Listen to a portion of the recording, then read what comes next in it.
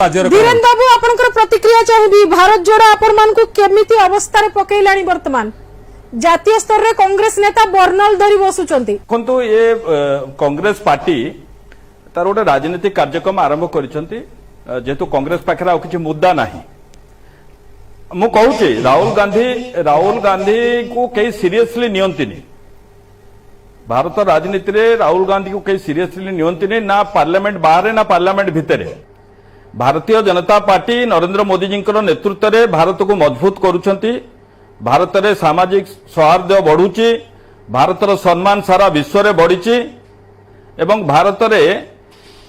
सबू ठीक अच्छे किछि बिगड़ी जाए भारत जोड़ आंदोलन करवा आमे पंचनिष्ठा को नहीं आगू बढ़ुचु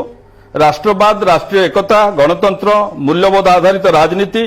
गांधीवादी दृष्टिकोण पर आधारित सामाजिक और आर्थिक दक्षता और सकारात्मक पंथ निरपेक्षता को नहीं भारतीय जनता पार्टी आगू बढ़ुची कांग्रेस जिते जाए नकारात्मक पॉलिटिक्स बंद करनी सेते पर्यंत कांग्रेस को ग्रहण करेंगे नहीं तेणु कांग्रेस प्रथमे निज घर सजाड़ू कांग्रेस जो परिवारवाद अच्छी परिवारवाद रु बाहर को आसू से राहुल गांधी सोनिया गांधी प्रियंका गांधी जो राजनीति करुछंती सेतुरु जेतेबेले जाए कांग्रेस बाहर ना आछंती तांकर G23 दल छाड़ी गले आ बहु G23 तैयारी हेबे दल शेष हबो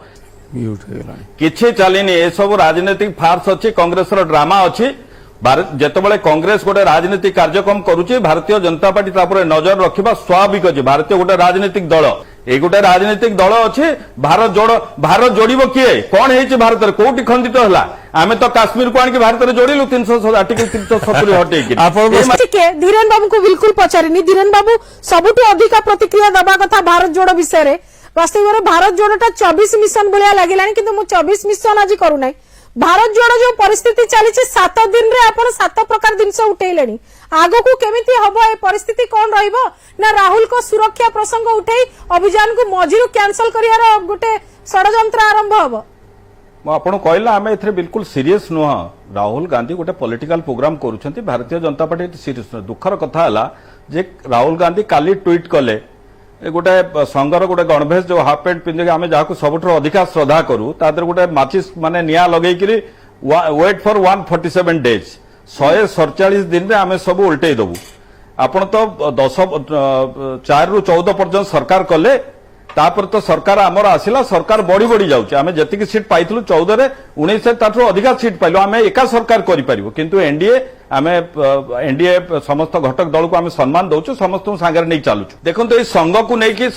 लेकिन सब आक्षेप चली राष्ट्रीय स्वयंसेवक संघ को लेकिन मुझे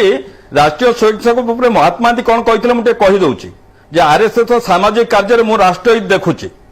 नेताजी सुभाष कहते समाज को संगठित करने संघ बढ़ाई मार्ग ठीक जवाहरलाल नेहरू कहते कांग्रेस सहित संघर जदिवा मतांतर अच्छी किंतु देश हित संघ सहित काम करिवार कौन असुविधा नहीं भीमराव अंबेडकर कहते संघ एक एभली क्षेत्र जो क्षेत्र में जातिवाद नहीं समस्ते गोटे जगार कई कार जाति पचारते समस्ते गोटे जगार शुणी सारतु देखो रिएक्शन मु दौनी आप शुणी सारतु डॉक्टर जाकिर हुसैन कहते आरएसएस को दंगा और दंगाकारी दल कहुचे दंगाकारी संगठन कहे सत्य नुहे मुस्लिम संगठन भाईचारा जो शिखबार अच्छे राष्ट्रीय स्वयंसेवक संगठन शिखतु ये हूँ बुद्धिजीवी मनीषी जे भारत को मार्गदर्शन कर वक्तव्य आरएसएस